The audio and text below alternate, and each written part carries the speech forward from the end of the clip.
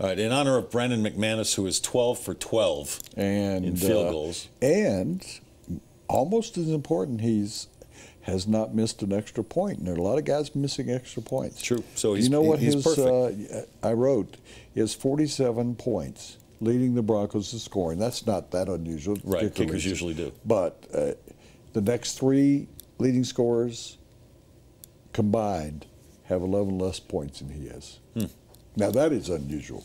Here's another one. 12 is How about the this? number. The defense has scored 3 touchdowns in the second half this year. So is the offense. That's scary.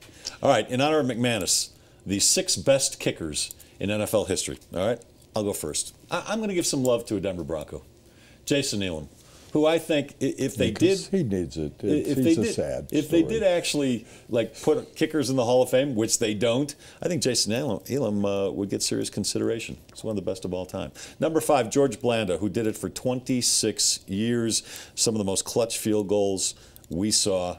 Number 4 is Gary Anderson, who I believe had a season where he didn't even miss a field goal.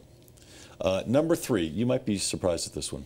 Yeah, because I don't even know who he is. Matt Bryant has been a long-time kicker for the Atlanta Falcons. He's been with a few teams. I think the Falcons might even be his 4th or 5th team. I had no idea. Well, I did some homework, and I found out that he is the most clutch kicker in the history of the game when it comes to the final 2 minutes and kicking a field goal to either tie the game or win the game. Yeah, well, he's missed 1 in his career in that situation. 1.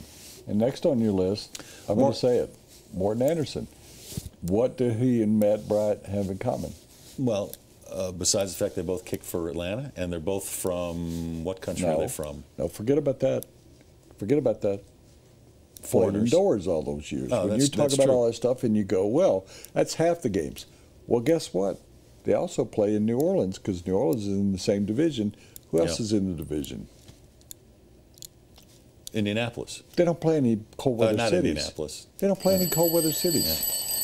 So that's a little bit of an unfair advantage, wouldn't you say? Sure, but they were also consistently great. Well, because they were indoors. Morton Anderson, you know If that he was the indoors. leading all-time scorer for 2 different teams.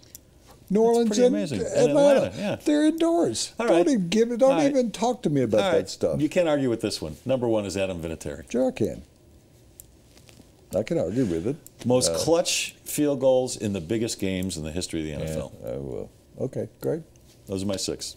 Number 6, I'm going to agree with you about George Blanda. He had that year where he had all those comebacks. Number 5, Garo Upremian, because he sold ties. He threw a pass in the Super Bowl. Number 4, from the Pittsburgh Steelers, Roy Gorilla.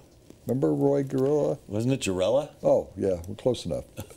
Number 3, Jason Elam, because I want to be able to give you love for giving him love. Okay. Number 2, it's actually, Jan Stenerud, who is in the Hall of Fame. The only kicker. Don't put him in the only place kicker in the Hall of Fame. And number 1, all-time NFL kicker. Did you know? The one and only. Carl Smith. How do you know? He hasn't missed a field goal or an extra point yet. Ever. And if you look on YouTube, he's kicked longer field goals than anybody in history, and he can punt. And somebody, of all those teams out there that have these bad doo-doo kickers, why wouldn't one of them give Carl Schmitz the chance he deserves? That's the show.